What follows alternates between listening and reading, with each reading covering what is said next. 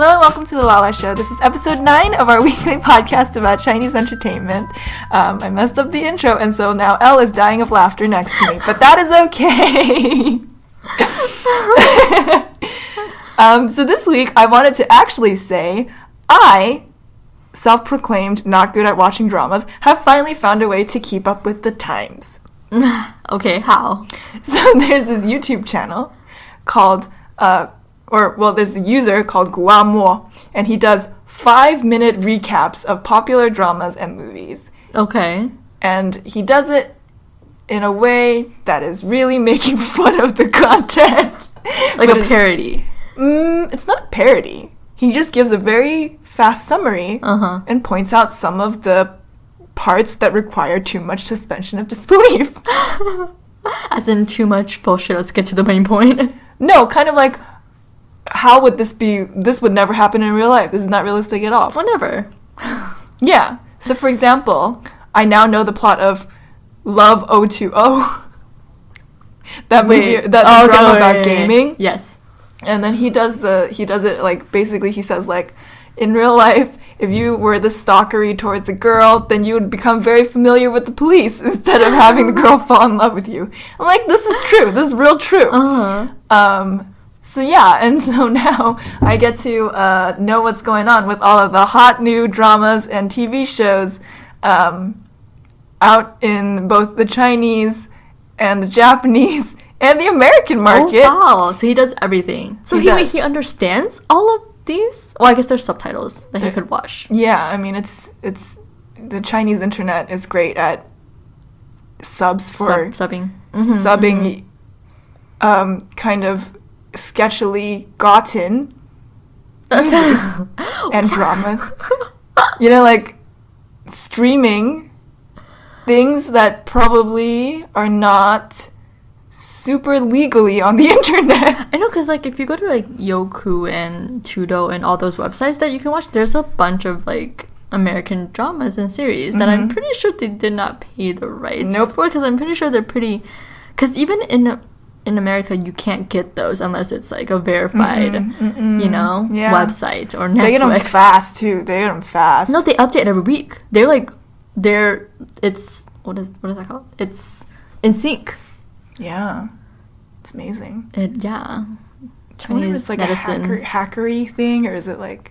It's a hackery thing, because I know, you know how there's like firewall in the Wi-Fi for like Chinese, because like in China you can't access YouTube. Yeah. But there's people who can access YouTube because they like break the firewall. But it's kind of like, how do you hack into like a major studio and get their content? You know, like what are you doing to get that? Well, no, let's say you go into like, let's say Fox.com and there's videos. So you hack into kind of like how to get the video out of there and download it and then stream it onto your own website. But you know what that doesn't explain? What?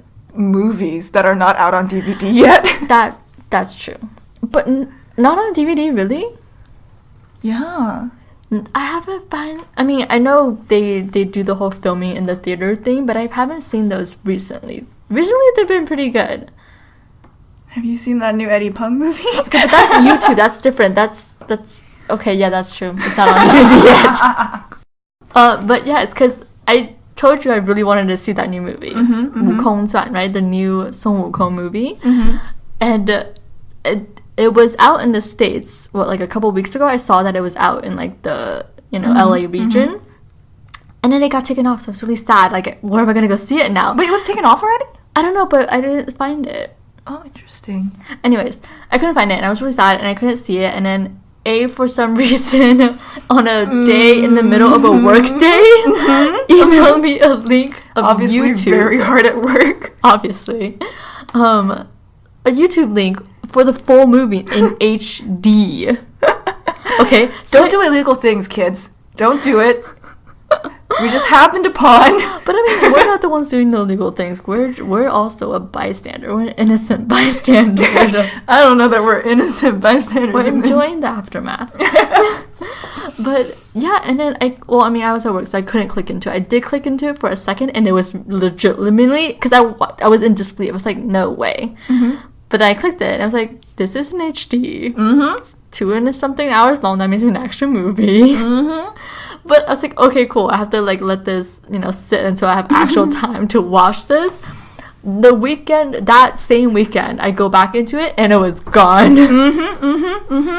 Yeah, but lucky me, there were other links on. It's just not in HD, unfortunately. But there were other links, so I still watched the movie. Very unfortunate. I was not pleased. Why not? I was pleased with Eddie it Peng. wasn't HD. Okay, that too. HD does make a huge difference. Now that everything's in HD and like super HD, it really makes a difference. Would it really have changed the quality of the movie though if you just saw Eddie Peng's face really clearly? Yes. Okay. Maybe it would have clarified a couple things that maybe it was just visually I couldn't see. But I mean, besides Eddie Peng, the whole movie was kind of a disappointment. Like I didn't understand it. It was okay. Spoiler alert. Besides a lot of fighting, graphics wise it was okay, and then towards the end I didn't understand how he came back to life. So spoiler alert, obviously I thought he died. So he has a stone heart, right, that never dies, but it got taken from him. So obviously if your heart is taken from you, that kind of foreshadows you dying, right? Unless it's Pirates of the Caribbean. Okay, whatever. But it should imply that you have actually died, right? So he dies, right? And he gets kicked back on Earth. But, okay, so he dies and his spirit is going back to Earth, and then he dreams of his master.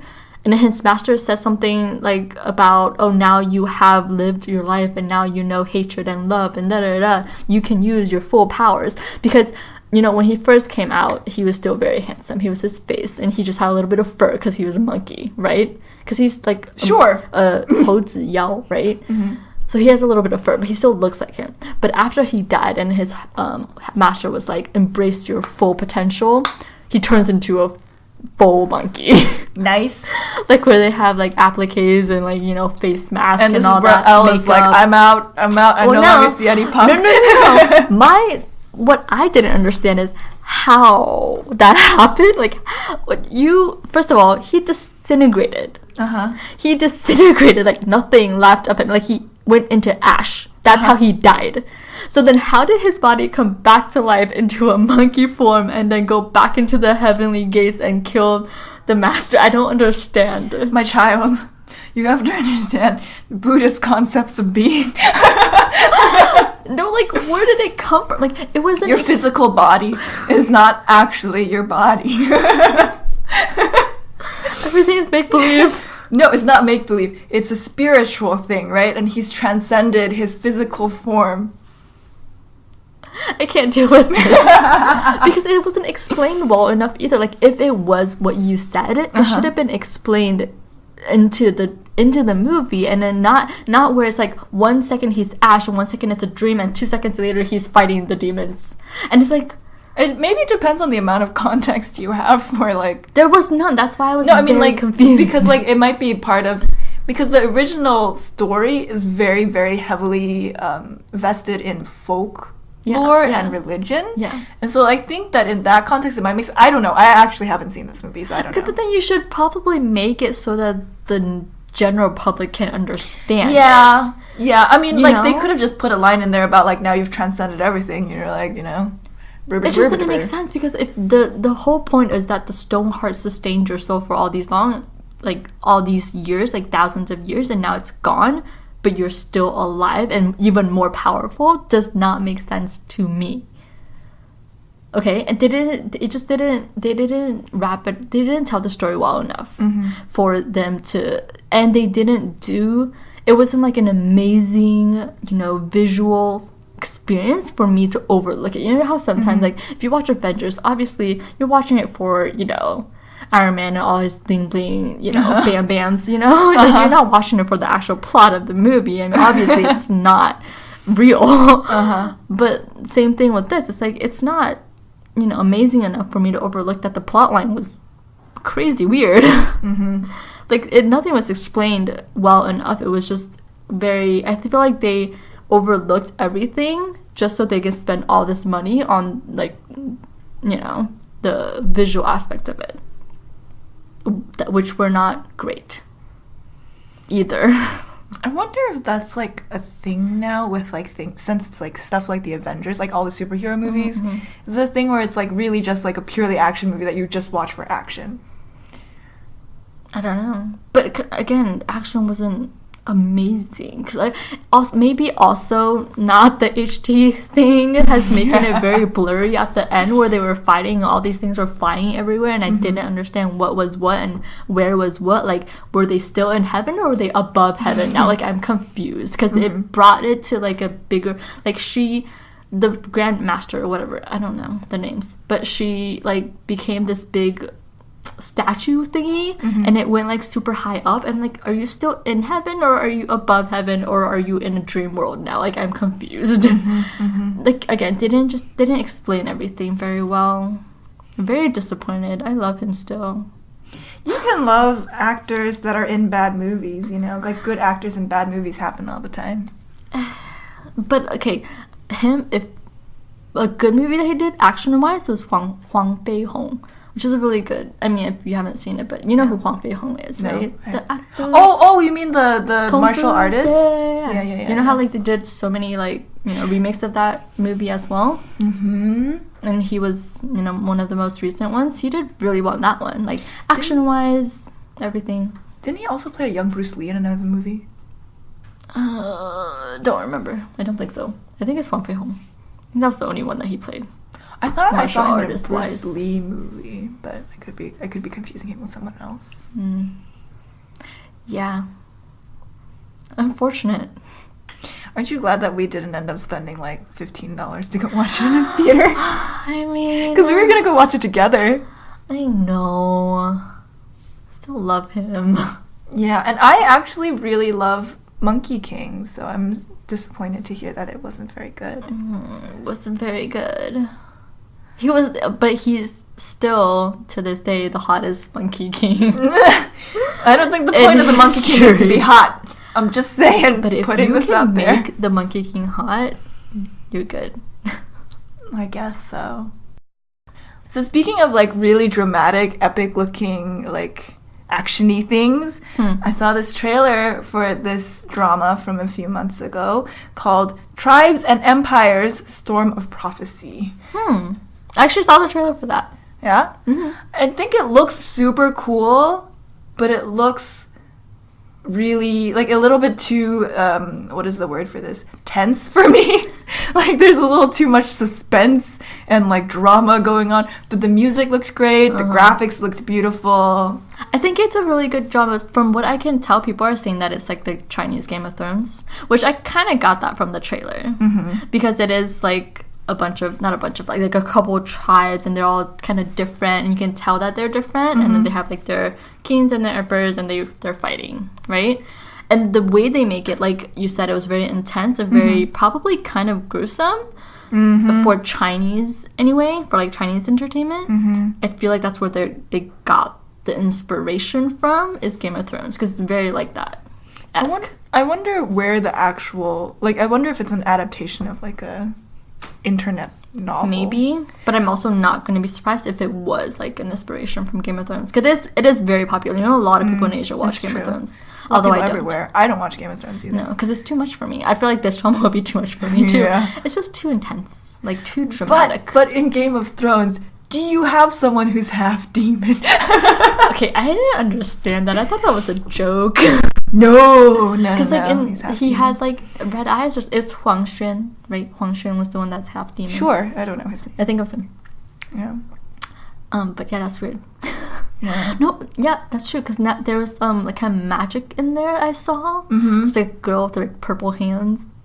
Yeah. So he apparently has this like I guess demon, like a spirit trapped inside something else, and then she's essentially enslaved by the royal family.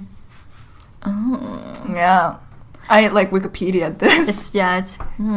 I I Wikipedia'd this when I was considering watching It it. seems very interesting, but also very messy at the same time. This is why I don't watch Game of Thrones, because it gets too confusing for me. That makes me sound dumb, but it's just there's too much going on and like too much intensity where I'm like, what if I just really want to watch a show about Khaleesi and not everybody else? Well, because my thing is, like, I try to only watch things that make me feel happy. Aww. Which is why I watch a lot of, like, or, I mean, I don't really watch it anymore, but, like, I watch a lot of variety shows nowadays, and back when I watched dramas, I usually only watched, like, 偶像剧 or rom-com types, because I feel like the world is sad enough. Oh my god. The world is a sad place, and, like, if I wanted to feel sad, I would just, look at our president right now. Oh my god. True. But I don't know, I'm a sucker for, like, sometimes intense, dramatic, or, like, suspenseful things. If it's done well, it draws my attention. Yeah. But not all the time. I have to be in a certain mood for it. I have to, like, work myself up to, like, the right mood to watch them. Like, with Midnight Diner and Mark's Daughter, like, I had really wanted to watch that, but I didn't watch it for, like, 3 months. Yeah. Because I was like, I'm not ready to be sad. Yeah. And then I just found a time in the middle of the night when I was like, I'm ready to be angsty and cry. And then that was when I watched it. Yeah, you have to have a time and place for that. Yeah. But yeah, speaking of dramatic dramas, so a very recent drama right now, it's just airing. It's actually very, very popular. People are very into this right now. It's called 秦时丽人明月心. So it's with 迪丽热巴 and that guy. What guy? What is his name? I don't know. He's in things. He's kind of famous. He's been in dramas. You'll see him. Describes many people, many a person. But the one with 迪丽热巴, I think everybody's watching it now. It's like one of those summer hit shows, right? But this one is very fake dramatic in the sense that it doesn't seem like it should be so dramatic, but the editing and the filming of it makes it like a suspenseful horror movie almost. Interesting. Is that their aesthetic? I don't know. Like, honestly, I watched like the first episode, I think, of it, and I couldn't stand the way they were doing it, because I didn't understand what they were saying, and two, it was not as dramatic as they were making it seem. So there's this scene, okay, I swear to God, there's this scene where she's like shopping in, like, you know how, there's like not shopping centers, but in historical times, those little shopping centers in historical times. Let's go to the mall. Let's go to the mall. The streets, okay, the streets, you know how they open doors? You mean like a bazaar or like a street market? Yes. Yeah. Okay, on the street, they went into a fabric shop. Okay, and they have two people, and then like suddenly there were people coming behind them, like, or something. But like, this is where they're supposed to be, like, when they're shopping, it's supposed to be like fun, music, right? It's like dun dun. Is someone about to get murdered? And it's like dum dum dum. Like, oh my god, it's Someone's just gonna so get murdered. Why? Suspenseful. Like, and it's like, okay, does anything suspenseful happen? No. Okay. Either that or it just takes like an hour to actually build up the suspense, but they're already pre-building it when they're supposedly having fun. Oh my. And it's like the two dudes fighting, like the two old dudes fighting on the street, like literally staring at each other for 10 minutes, and it was like quiet. You know how like when suspenseful movies or like action movies, they try to build the tension, they like silence everything, and then all of a sudden it's like boom. Oh my. They did that. Oh, I can't. For a Chinese historical drama, that's not even that dramatic. See, the thing is, I would counter that with the drama, like the Tribes and Empires thing. That would make sense. How would make sense? Okay, do you see the intensity of the fighting and like the band and the tribes? This is two people on an empty street, staring at each other in their faces. Sounds kind of like a Wild West movie, like those old cowboy movies. Oh my god. But it's like, you have 迪丽热巴 as your main lead. Okay, don't try to be serious. This isn't 琅琊榜, okay? But even I haven't watched 琅琊榜. It's probably not as dramatic as this. You never watched it? I never watched it. I thought you were a big fan of it. No, it's too serious for me. Completely wrong. It's too serious for me. I don't. Okay, every time I watch historical dramas, I usually just watch it because of the main leads and their lovey-dovey scenes. all the, like, you know how every time they go to the king and they report stuff, I skip through it. Like, I don't want to listen to you reporting things that in language that I don't understand, for that matter. Yeah, because they use like much Full more language, yeah. So it's like it takes me like twice as much time and twice as much effort to understand them. I don't even try. I don't watch historical dramas. I like them. I like the costumes. Costumes are cool, but I just don't understand what's going on. Like, it's too hard for me to follow. But speaking of skipping episodes, I don't even know if I can call it starting a new drama. Yeah.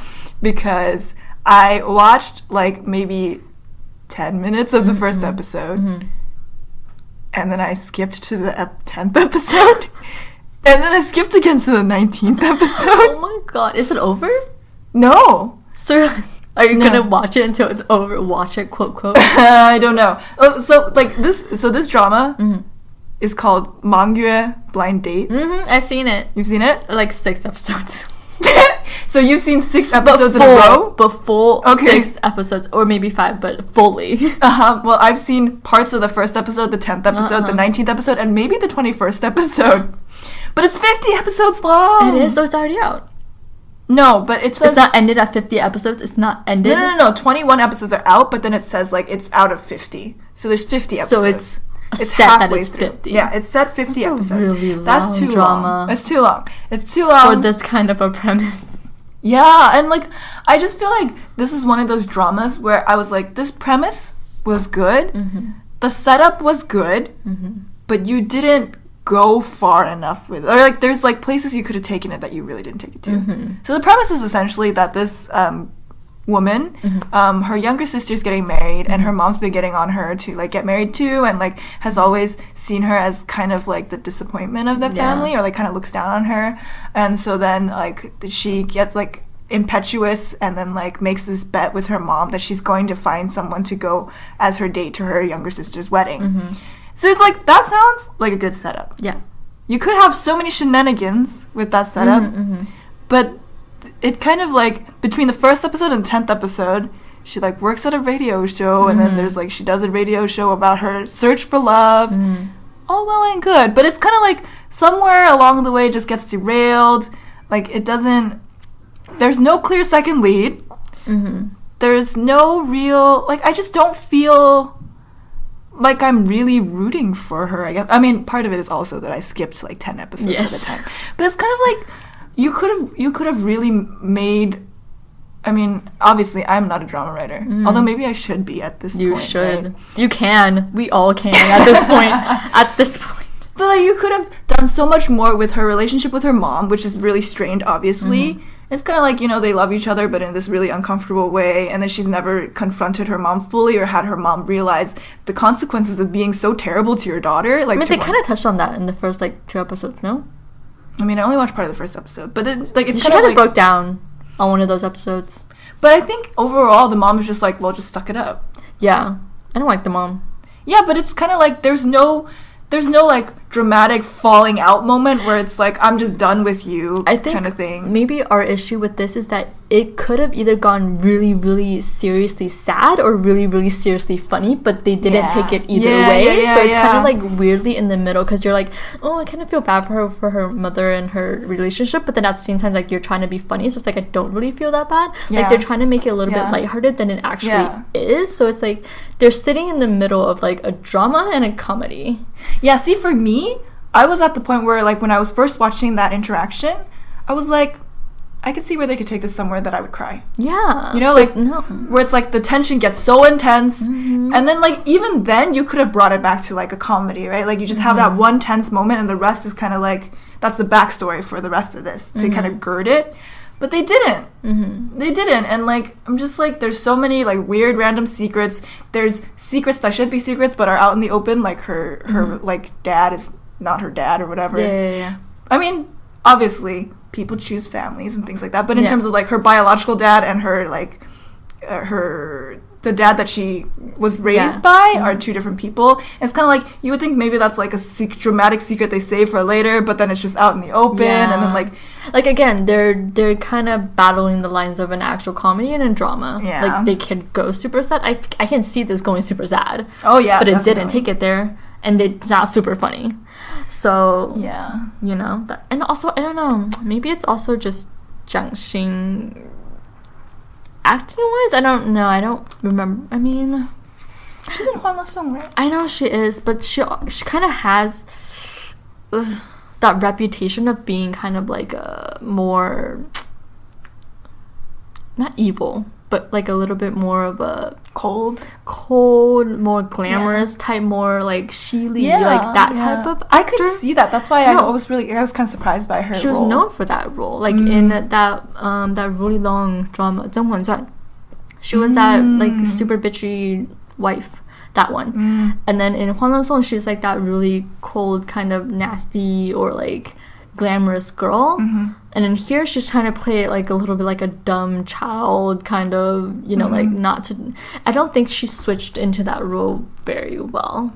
And also maybe it's just me, but visual wise, I look very also into visuals, because for her character, so she's supposed to be kind of like this, doesn't know anything, kind of dumb, kind of like tomboyish girl who, you know, just like, you know, like losery, kind of lonery, like dorky, like naive, kind of. Yeah. But then she has like full makeup on all the time, and she has her eyeliner on fleek. That's kind of what throws me off a little bit. Like, you know, when you're characterizing something, you need to do it from like full head to toe, inside and out. That's what kind of also makes it. So like her being in that role kind of throws it off. And I don't think she played it as much as it could have been. I feel like they could have gotten someone else to maybe bring that role a little bit more to life, and also just, you know, makeup wise. And I feel like it's kind of like the kind of role that I would see like a newbie actress in, maybe like a rookie. Although I guess like the whole point is that she's about to turn 30. Yeah, but you can find it. But I mean, Chen Qiao'en would have been great in that. Oh yeah, she would have. See, she's really good at roles like that. Yeah. But yeah, speaking of Chen Qiao'en, recently she's in a drama that I'm following right now. It's a really, really long name. 人间至味是清欢. I'm sorry. But okay, so the name is apparently all the three characters' name mashed together. I'm sure it has some like secretive meaning. But so the male lead is Ding Renjian. The second lead is 在滋味, and her name is An Qinghwan. So it's all three of their names mashed together. I'm sure it has some kind of like, you know, linguistic meaning, but I don't know what it is. You know, I'm making all these like grunting noises, but I mean, who are we to judge? Our name is the Lala Show. Speaking of mashing things together, but yes, okay. But again, they probably named the characters just so that they can name. Yeah. I think it's some kind of idiom. I really do think it's some kind of. It sounds like it would be. Yeah. Yeah. But anyways, yeah, she's in this new drama. It's a not 偶像剧, like a 都市剧, because the male character is Tong Dawei. He's more of a serious actor. And Unique. You still follow Unique? I tried so hard to get into them. They stopped. I haven't seen anything out, huh? Music wise? I don't think so. Probably because of the Korean band. But I haven't. I mean, I guess I could YouTube them, but not that I've seen, because they would have popped out in like to them on YouTube. Oh, no updates? There's like random updates of like the two Korean members in the studio. It's like, what happened to the Chinese members? But anyways. Well, I mean, Yibo is on 天天上上, and then Zhou Yixuan was on 中国有嘻哈. Oh my god, I hated him on that show, but that is a story for another time. Seriously, but Wang Yibo is in this. Wang Yibo is 在滋味. He's so tiny, he's a baby. How old is he? He's like 17 or 18. I'm sure he grew up. I think he started out 17 or 18. I think he's 19 now. He's still just a baby. I know he's a baby, but yeah, he's the second lead. Really? Yeah. But surprisingly, not bad. Really? Not bad. Really? Like, not bad. See, my thing is, first, I don't know if he's actually a good actor, because he strikes me as the type who would not be a good actor. Exactly. Is he a good actor? I was very surprised. He's good? In this drama, yes. Because he seems really like... I know, because the whole thing is with Wang Yibo, every comment I've seen of him or on shows and everything, he's always very gaolen, right? That's his character. He's very just cold and quiet. Like Kristen Stewart. Yeah, and in whatever. Like who? But yeah, on Tianjin Sansang, he's like, the Huaping. He just stands there. Yeah. But surprisingly, I was pleasantly surprised by his acting in this drama. But I also just feel like I wouldn't be able to put him on the same level as someone like qiao'en and Tong Dawei. Like, it's just like, I would be like, this is a high schooler trying to play... That's why I was surprised. So he actually does a good job. You have to watch it. I think you have to just take it in for yourself. Because, the first time I saw the first episode, the 10th episode. Yes. That's fine. I don't care. But I think you should watch it because I think you'll be pleasantly surprised too. What's the premise?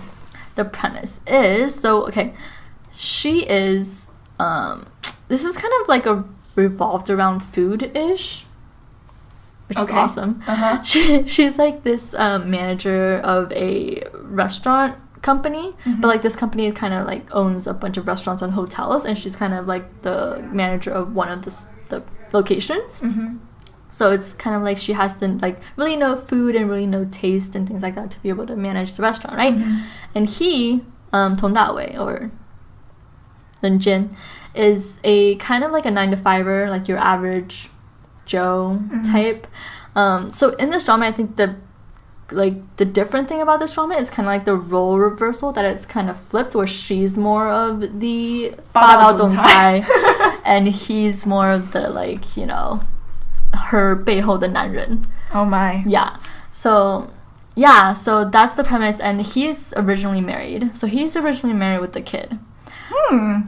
Yeah. But in the middle of it, obviously they get divorced for various reasons, and they get together, right? Mm-hmm. But the idea is that he's like kind of this nice guy, this very, very nice guy, this like naively, stupidly nice guy, like that trusts everyone, that helps everybody, and that kind of married this woman to help her out in a sense, but he also loved her. Like, he's always like pining for her, but she got dumped, so then settled for him. Oh no. Yeah. So the whole divorce has to revolve around that issue. And also Wang Yibo's character is kind of like this fool or die. Yeah. So he's in not Intel, like gaming. He owns like a gaming company. What? I don't know. I just thought it was funny. It's a multi-million-dollar industry. Okay. Yes, it is. Okay. Yes. And you can buy a 19-year-old. Exactly. That's what foreigners are for. Okay. You got money. You don't have to spend it on, so you're gonna invest in your gaming company. Okay, this is totally off topic, but like one time I was just driving down the street in a traffic jam, and then next to me was this like bright orange Maserati, and inside it's just like some Florida, and I was like, why would you buy an orange Maserati to sit around in traffic, like literally, like oh my god. I mean, I guess that there's no real avoiding it if you're in LA, but it's just still kind of like, it's such a waste. Like, you don't really... What are you showing off? Stopped in front of a red light. So that everyone can stare and take pictures. I guess so. I'm sure they get that all the time. Yeah, anyways, continue. He owns a gaming company. So, so it ends up that Ding Renjin started working for him. Why? Because he... Wait, but then... Oh, so as a 9-to-5er, does he work for the... Like, he's an engineer. I think he's an engineer. So he works in that industry, like that Intel industry. Oh, so then how does he know the main lead, the female lead? I forgot her name. Oh, and Qinhuan. How did he? Good question. Because I assumed when you said 9-to-5er, I thought you meant he worked for her company. No. I forget now. Let me go back. So, no, I think they met through Zhiwei. They met through Wang Yibo. So Wang Yibo's father owns the company that Angelina works for. That's where everybody meets, okay? She works for his father. They meet because obviously he has to meet his father sometimes. Or not. Although they are very, strained, he still has to meet him for money, money purposes. Of course they're strained. Of course, that with daddy issues. When are they ever not? I know. But yeah, so they have to meet, and then somehow Dean Jen gets fired from his original job, comes to his place because he's like a new startup. I'm gonna give you so much money, blah blah blah blah. So he works for Wang Yibo, and then obviously they have to meet because now he's his assistant. So Tong Dawei becomes Wang Yibo's assistant because he hired him out of like games. Because he kind of made fun of him during an interview because you know how he looks super young, obviously. So he walks through the office and he like sits him down like, are you here for an interview? Let me tell you what all the tricks and all you need to know about interviews. Like, I'm a Gu Amo. This is what you should be doing. You shouldn't be wearing this. You need to go get a tie and get a suit, and like you need to get your notes down, you need to get your resume, like you need to talk about this, you need to hype yourself up, you need to have confidence. And then he's like, okay, and he walks in, and then they call Tong Dawei's name, and he walks in and he sees like the CEO of the company sitting right there, and he's like, I'm gonna leave now. And then Wang Yibo obviously just hires him out of kicks, so he becomes his assistant. An engineer becoming your assistant. I mean, obviously he gets to show more of his skills later on, right? But that's kind of the initial how they meet. So then, because Wang Yibo is in love with this Dajie, because, obviously he's 19 and she's 30. She is 30 in the drama. So, he has his assistant doing all these things for her. Awkward. Yeah. So that's kind of the idea of how they met. I can tell you right now that one cringy moment, that interview scene, is enough to make me not watch this drama. Why? It's hilarious. I am not here to feel secondhand embarrassment for people. It's like one of the things that I hate the most when I'm watching things. You should just watch that scene. It's hilarious. It's kind of like when I'm watching, That's So Raven? Yes. Oh my god, why? I can never rewatch episodes of that because it's like watching a train wreck. Awful. I mean, That's So Raven is a funny show. Exactly. But when we watched it as kids, it was a great show. No, when I watched it as a kid, if I ever rewatched an episode that I watched before, I was like, oh, well, of course now. No, as a kid. Oh. I didn't know you were such a mature kid. I was judgmental as hell, and I'm still judgmental today. Wow. See, as a kid, I still blindly liked those things. I mean, I liked, Wizards of Waverly Place. I've never seen it. That's past the time I had cable TV. Okay. Are there any other dramas that you would recommend? Or that you're excited about? Yes. So, Guo Caijie. I've always really liked her. She was in 小时代. The one with the short hair? Yes. Okay. She has a new drama coming. I don't know when it's coming out. It hasn't even. I think I saw the trailer. So the trailer's out, but no news of when it's actually out. It's called 远大前程. So it's like based in the. I don't want to say a wrong time and like be really weird, but it's like, not historic, but 50s maybe? Oh, Republican era? Yeah, 明时代. Yeah, that. I think it's going to be Ren Hong is in it. Chen Shi-chen is in it. Tong Li-ya is in it. Who's Chen Shi-chen? Chen Shi-chen is married to Tong Li-ya. These names sound familiar. Tong Li-ya, I know who she is, but... her husband. I'm just not getting like a face to the name kind of thing. I think he's like either director or producer of this drama. Yeah. But it looks kind of cool. I mean, I'm not usually a big fan of era dramas like this. Kind of, I don't know, it's weird for me. I didn't even watch the one with Chen qiao'en and Huang Xiaoming. I didn't watch that one. Also, is that the one where they switch identities? You know how last week I was like, no. I don't know. Okay, maybe not. I really don't know. Sorry. But I didn't even watch that one because they dubbed Chen qiao'en. I don't like it when they dub my favorite stars. Yeah. Speaking of Republican era dramas, I also watched part of Demon Girl, which I think we talked about before, not on the podcast, but I was always like, I have no idea what this is about. And then I watched the first episode, and then I skipped a bunch of episodes, still don't know what it's about. She's half demon. She's a demon Is queen. this the one with Zhu Zixia? Yeah. So we did talk about this. We talked about this not on the podcast. No, on the podcast. We talked about this on the podcast? Yes, we did. With the episode with when he was on Kuala Oh, yeah. I still don't really understand, like, why or how.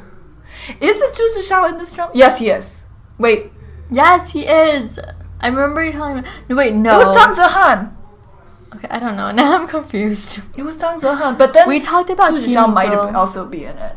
No, because you said we haven't seen him in a while, and then you said, oh, he was in Demon Girl. Maybe I was a liar. Maybe he's not in Demon Girl. But Whatever. again, I only watched like parts of sporadic episodes. Yes. I like tried to get into it because I was like, oh, this looks interesting, right? Like maybe like the whole point is that I'll watch it and then find out what it's about. But then I was like, no, I don't.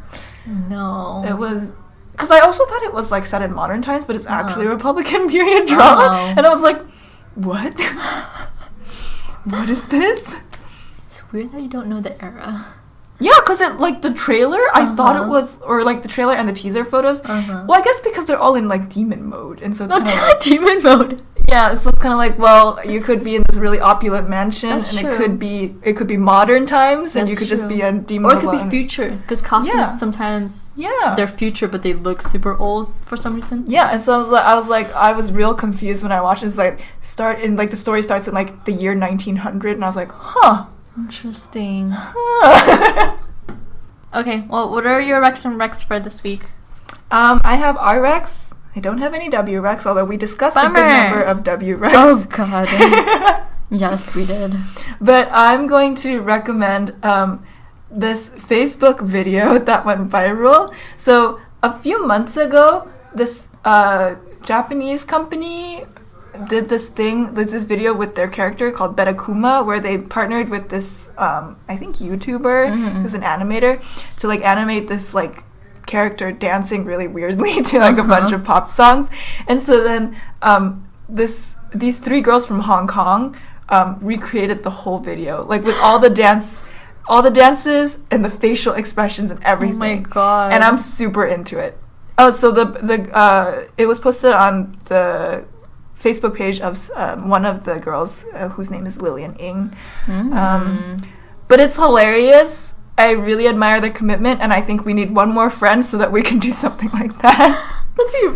Is it a hard dance? No, I can't imagine this right now. It's kind of like if you've ever seen the pumpkin dance. No. Oh, okay. The pumpkin dance is this like white guy in like this like jack-o'-lantern costume dancing to the Ghostbusters song. It's like Okay. Yeah, it's not difficult, but it's just kind of like you just have to commit to it. I see. It's one of Yeah. those commit Yeah. or fail. Go hard or go home. Yes, it is a go hard or go home type of dance. It's not difficult, but it's just like you have to commit to the like. We should have masks on. Yeah. We should have bear masks on. And bear claws. Ooh, that'd be cute. That would be cute. But I would totally recommend that you check that out. It's pretty funny, and I admire their commitment. I admire their cinematographer. Cinnabon.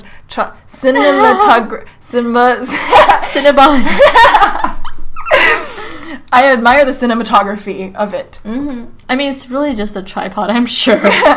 There's still editing that has to go on. That's you know? true. Yeah. Yeah. And I'm also going to recommend a song by Alin featuring Jayshawn, who I talked about. Jayshawn? Oh, I'm thinking Jay Sean. Is that an actual person? Jay Sean is an actual person. Really? Okay, anyways. I'm spacing. This is the Taiwanese Jayshawn. And the song is called The Song You Picked Saves Me. And the lyrics are really about, like, liking music in a song. And I was like, the first time I heard it, I was like, these lyrics are not impressing me. But then I thought about it some more, and I was like, it sounds really 90s. And that is the type of thing that people did sing about in the 90s. About song saving you? About, like, how much to just love music. Oh, yeah. Yeah, and so I think it's a really feel-good type, I see. retro-sounding song. Sounds very, like, 90s hip-hop. Or, well, not hip-hop exactly, but kind of like hip-hop, soul Like, it's pop. all in trying to rap too now. No, it's not rap at all. Yeah. But it sounds like kind of like Maya, Blackstreet, sort of Destiny's Child. Not Destiny's Child. It's R&B. Yeah. R&B, that's the word I was looking for. Not hip-hop, sorry. Okay. Okay, cool. Well, thank you for listening to episode 9 of our podcast. You guys can follow us on Tumblr at thelalashow.com or on Weibo at lalashow. We are also on iTunes and Mookshaw. Tune in next week for a brand new episode.